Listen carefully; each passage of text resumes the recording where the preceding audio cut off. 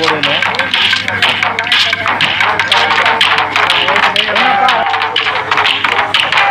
₹500 advance கொடுத்துட்டீங்களா? 10 கோடி 10 லட்சமா?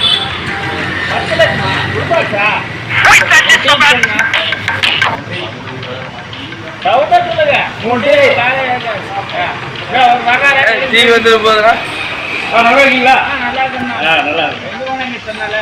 ஒரே பிஸி அரசியல் தியாகி தானே.